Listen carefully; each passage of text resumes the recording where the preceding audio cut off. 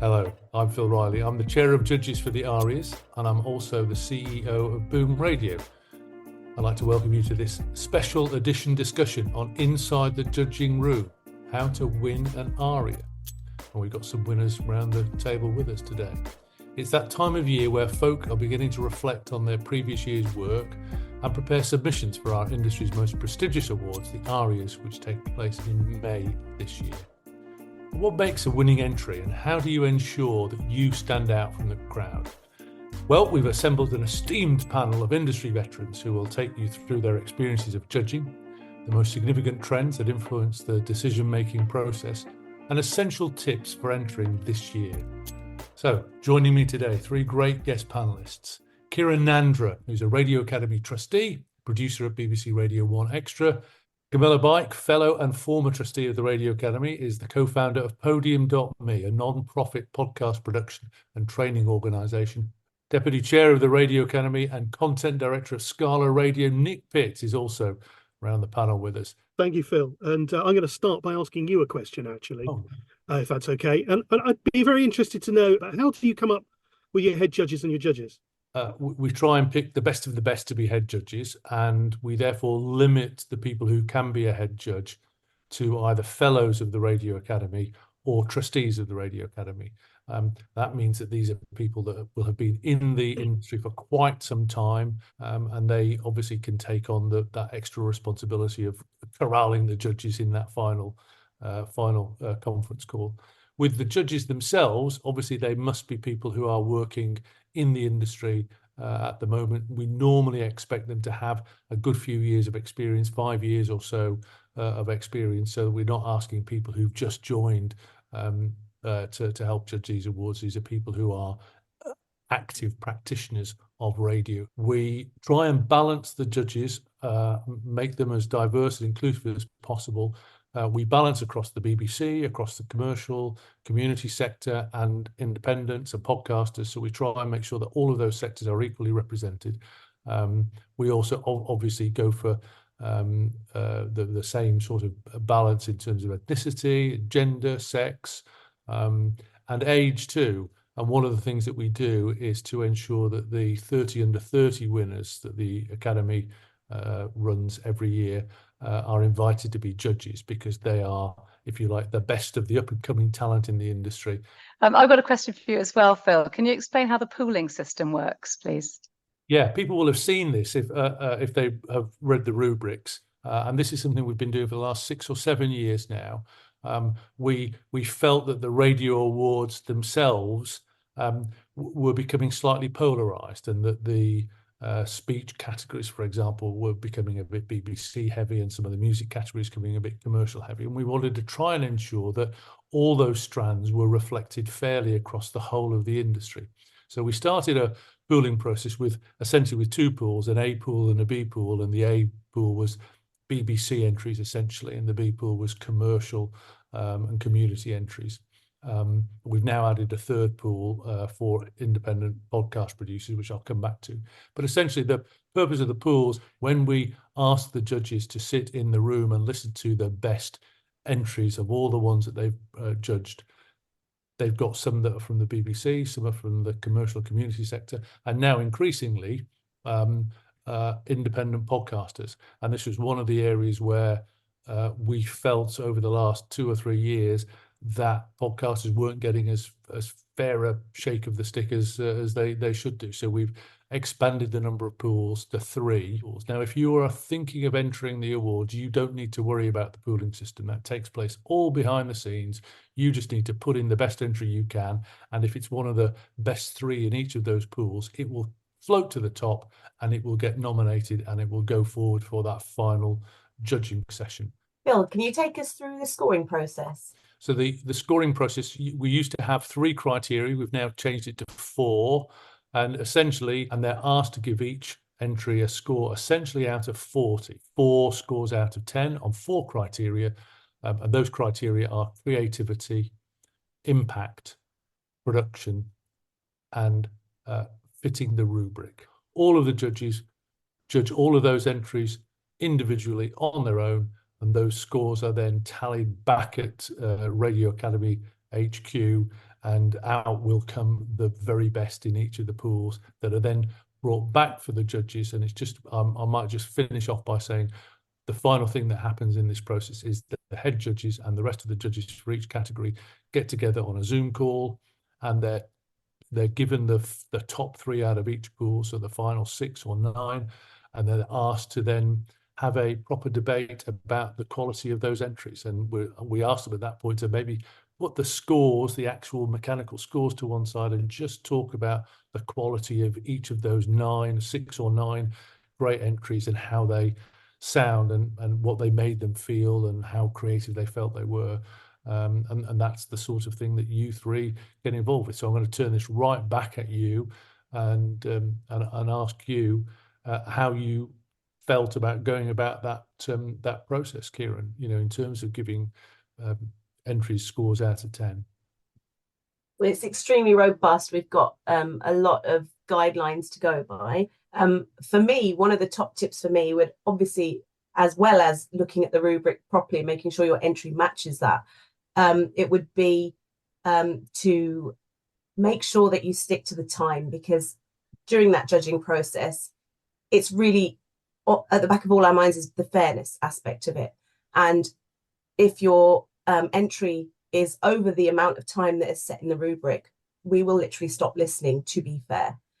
So it's for me, it is that creativity. It's how people use sound to get their message across. It's how it impacts you on an emotional scale as well, and the impact that it has on audiences. But yeah, sometimes when it's over the amount that it's meant to be, we do literally just stop. And it's also equally as disappointing for us as it is for the entrant. So yeah, stick to those times. There's something I just wanted to pick up on that, if I may, before we come to Camilla and Nick, which is about impact. It's something I always say to all of the judges, which is to think about the people who aren't in the room, that something may have had a profound impact on other people. It might not have that much of an impact on you, but it's to think in more general terms, isn't it, about the impact that something has, not just its impact on you as an individual when you're being a judge.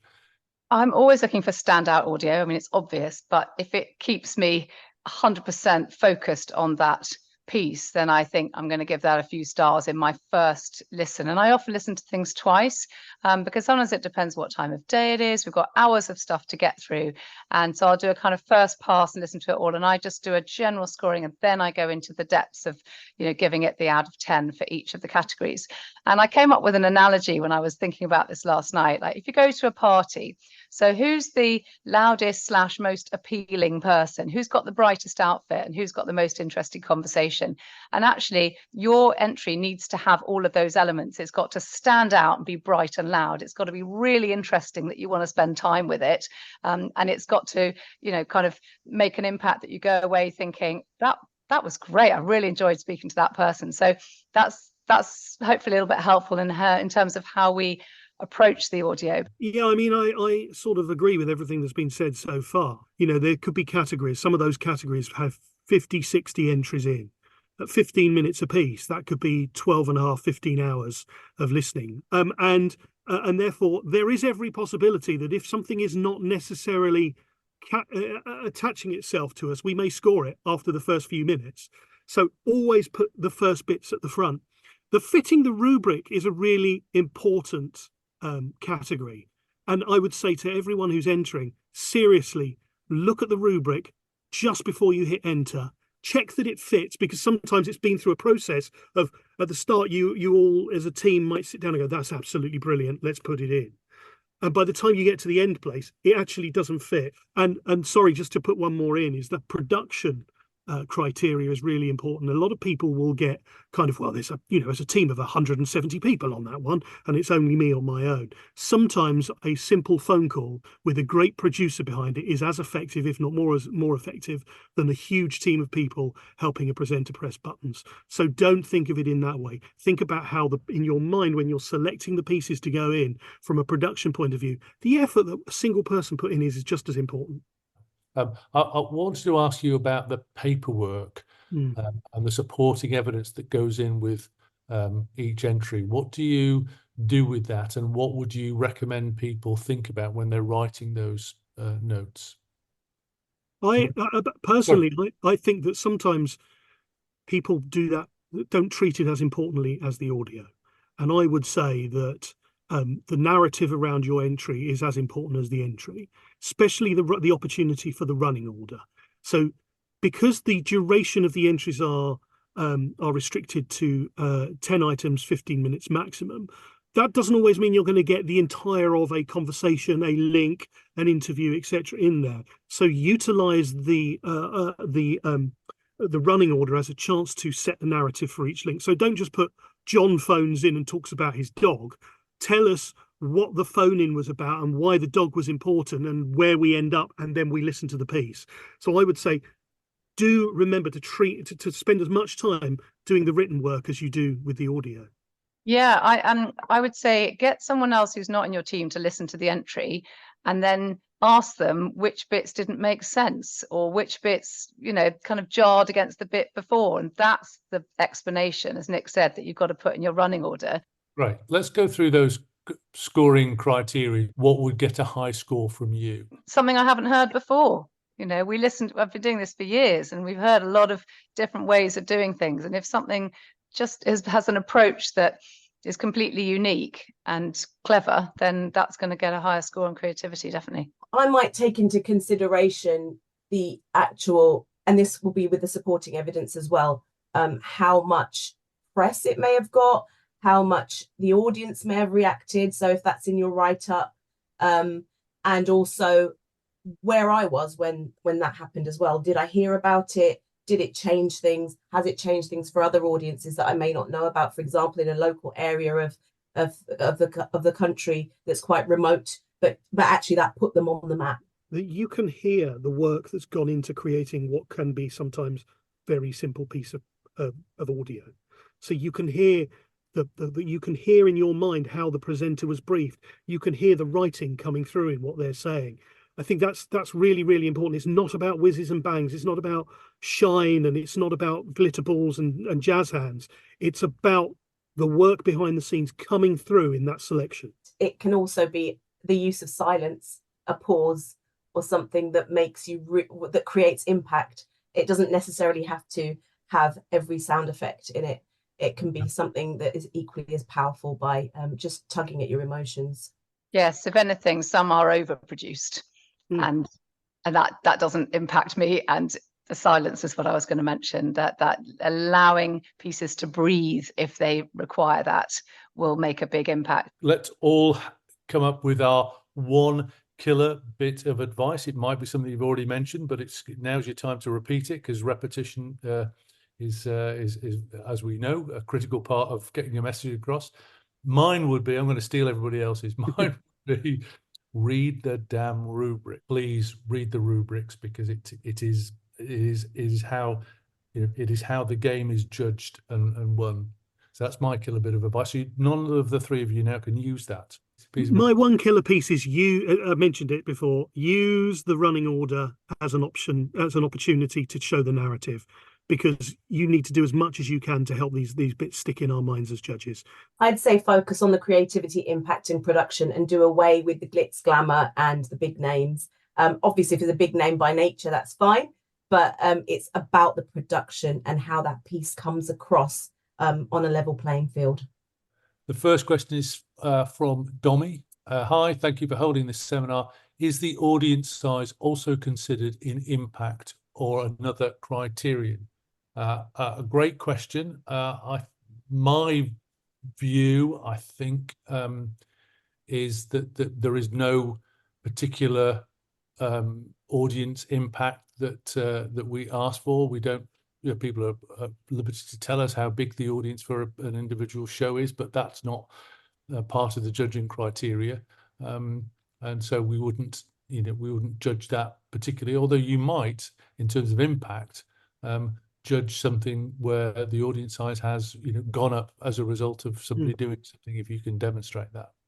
So a question here: does the importance given to the impact on the people who are not in the room mean that instrumentalist pieces, ones that are making a social point, are scored higher than art for art's sake, i.e. a beautiful piece of audio storytelling that isn't intended to make a social point. It's a good question. I don't actually think that I think it's sort of potentially asking slightly a question in the wrong way, because the categories themselves, some of them are designed to bring out social impact, and others are designed to be art for art's sake. Would that be fair, do we think, to say? Yeah, definitely. It certainly wouldn't put one above the other. So we've got another question from Angie Burns from a small community radio station, and she's asking, will it be of benefit for her to include guest listener interaction within the entry? I think if it's germane to the quality of the entry, it absolutely should be. Now, if it's interaction that's not been covered on air, maybe it's Facebook messages or something, that might need to go into the notes that go out with the entry. If it's stuff that is on air, if there's interaction as part of the entry, then I think judges would want to hear that for sure. So is it possible to be a judge if you're also entering the awards? Obviously not in the same award category, but we do have judges who work on awards, but we certainly take a very careful view on what rules there are with regard to conflicts of interest.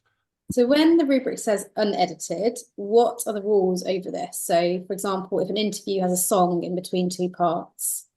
If you've got a long interview, but you know that the killer bit is at the start, then it's sort of rambled off a little bit, and the killer bit, and then there's another killer bit at the end. Can you edit it?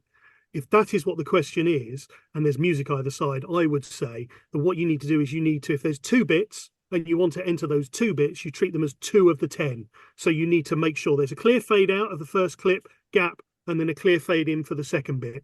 Don't edit it that basically disguises the fact that you've done an edit. If that makes sense. Don't edit it that could pull the wool over the eyes of the judges. We need to know that you've submitted 2 pieces from one element. Would you put a sitcom into drama or comedy? That's a good question, and I think you need to read the rubric to decide.